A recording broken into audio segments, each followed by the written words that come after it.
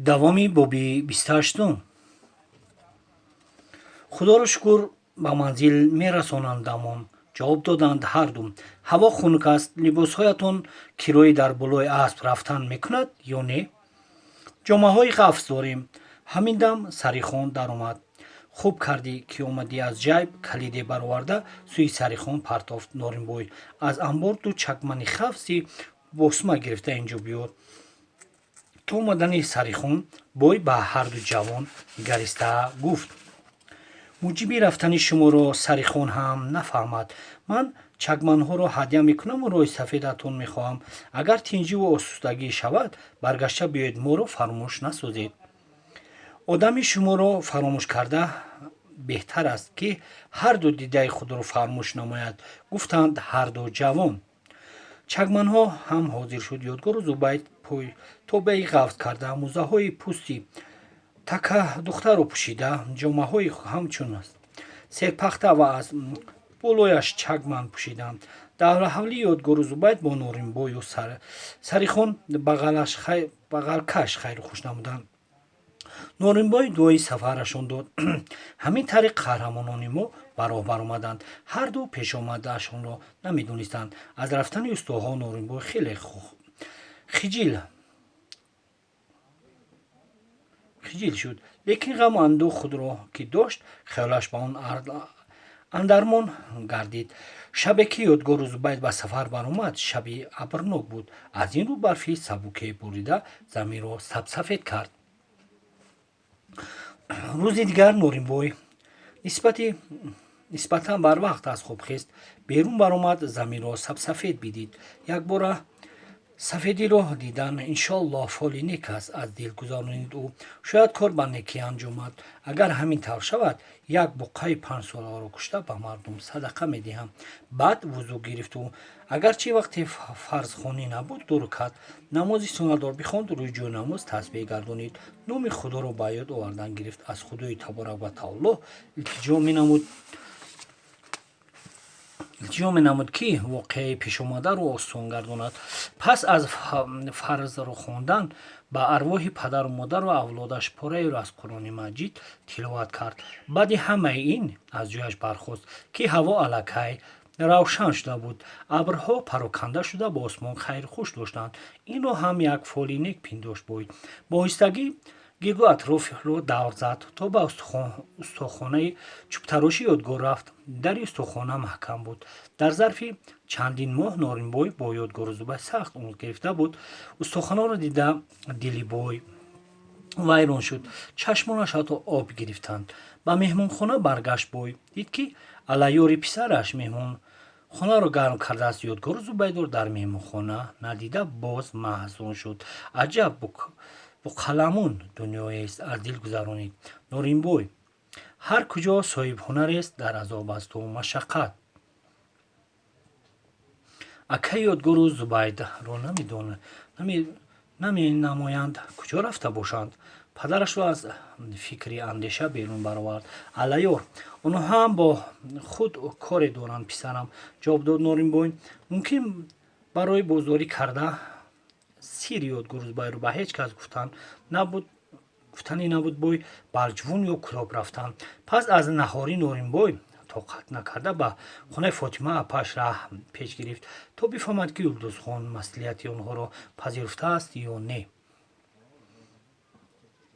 ҳанӯз ба ҳавли апааш нарасида, кампири Фотима Норимбойро бо чеҳраи хандон истиқбол гирифт.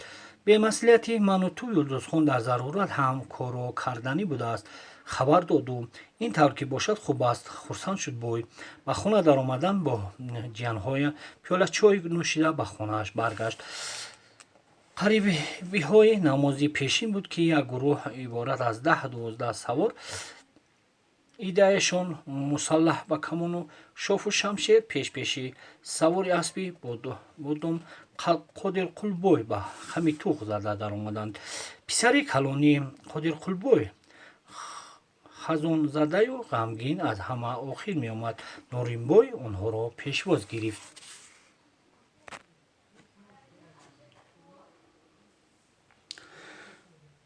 духтари маро писари ҳамин кас дузида овардааст бо дағдаға ва овози баланд гуфт: қодирқулбой. ба меҳмонхона даъваташон кард Норимбой, вале омадагон ин таклифро напазируфтанд. одамони мусаллаҳ мехи аспоншонро ҳарҷо гуфтанд.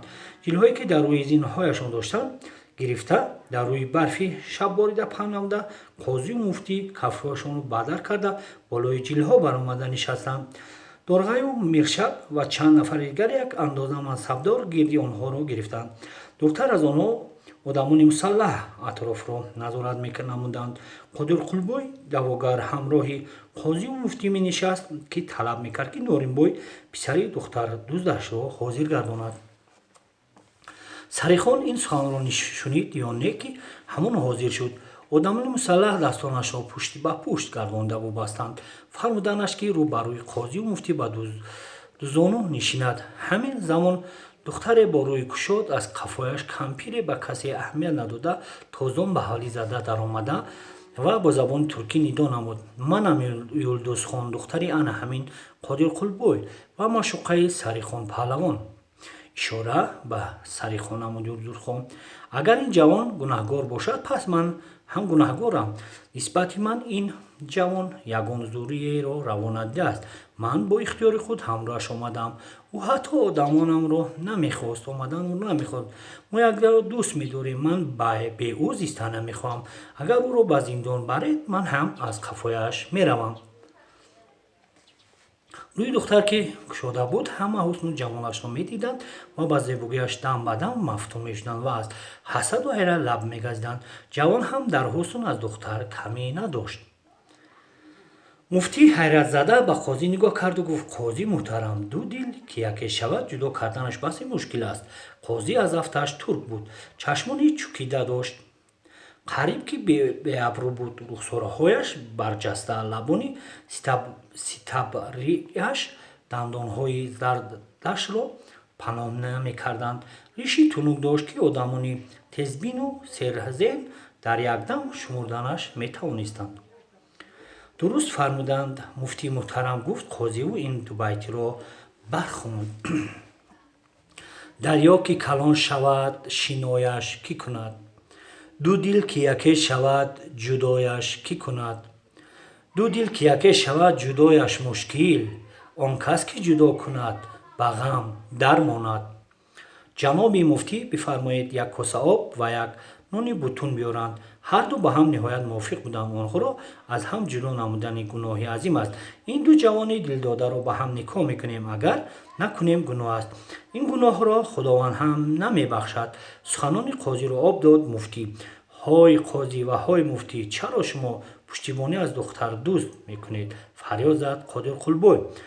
Каред магар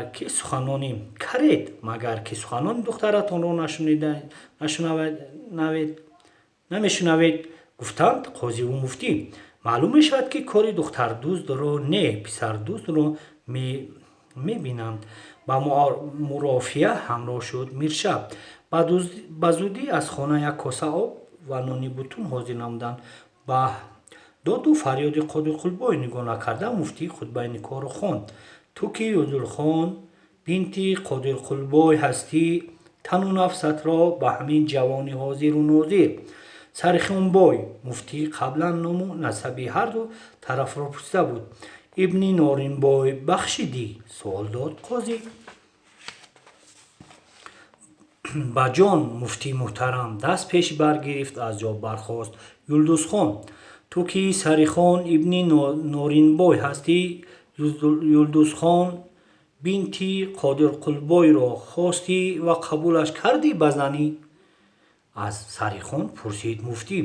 Сарихон аз ҷо баланд шуда бо як зур задан бандро пора кард ва гуфт: хостам ва қабулаш кардам ба занӣ. аз ҷасорати ин ду ошиқ ҳам ба ҳайрат монданд ва офаринашон хонданд. Қодирқулбой аз карда пушаймон пушти сарашро хорон хост ба аспаш савор шуда хонааш равад, вале қозию муфтӣ ӯро назди худ хонданд. Қодирқулбой аз пагоҳ ҳамчун хизматона ба хазинаи мир 3000 танга месупоред. фармуд онҳо рӯзам сиёҳ шуд, гӯед оҳ кашид Қодирқулбой. Ҳама тараддуди рафтан доштанд. Норинбойу Сарихон пеши пои меҳмонон таъзим намуда илтиҷои бисёре карданд, ки як пиёла чояшонро хӯрда баъд бираванд. қозию муфтӣ серкорияшонро сабаб оварда ин таклифи таҳдиддилиро рад намуданд. кори дунё тамомшавӣ надорад, ҷанобон, илтиҷо менамуд Норинбой. Шумо писари маро ба мақсадаш расонед, акнун тӯяшро хӯрда баъд меравед. меҳмонон ноилоҷ ба хона даромаданд. Норинбой хушманд баробари ба деҳа ворид гаштани одамони амир ба бародару аълаёри писараш фармуд, ки як барраи ширбозӣ забт кунанд ва ба дег андозанд. ҳамин ки меҳмон ба меҳмонхона даромаданд, аълаёро дастонашонро об гирифт, дар 5 табақ шӯрбои гӯшти баррагӣ кашида оварданд. меҳмонон бо умеди кори Қодирқулбой тамоман хӯрок ва хӯрда буданд. Аз ин рӯ ба иштиҳои том танаввул менамуданд. одамони бо фаҳму фаросат бар он ақидаанд, ки кас бояд вақти таомхӯрӣ сухане нагӯяд. Сабаб он аст, ки ҳини сухан гуфтан пораи хӯрок аз даҳон парида даруни табақ меафтад. Аз ин табъ ҳамтабақон хирак гаштан мумкин аст.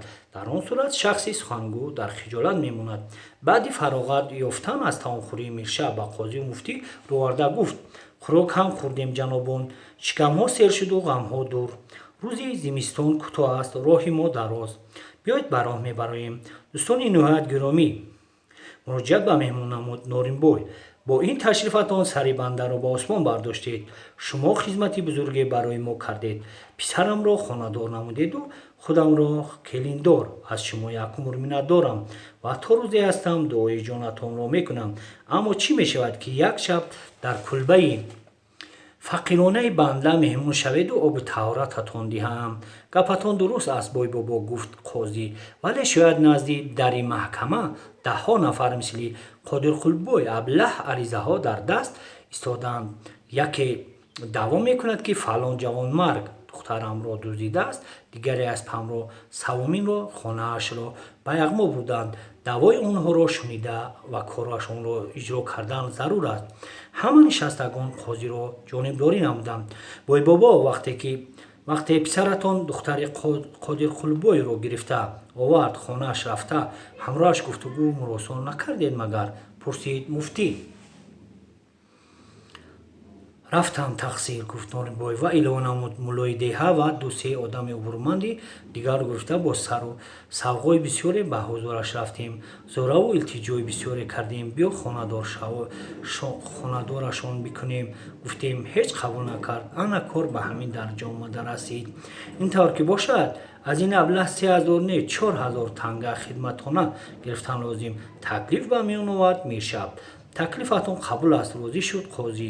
баъди фотиҳаи дастархон меҳмонон ба Норинбой ташаккури бисёре гуфта рӯ ба роҳ ниҳоданд.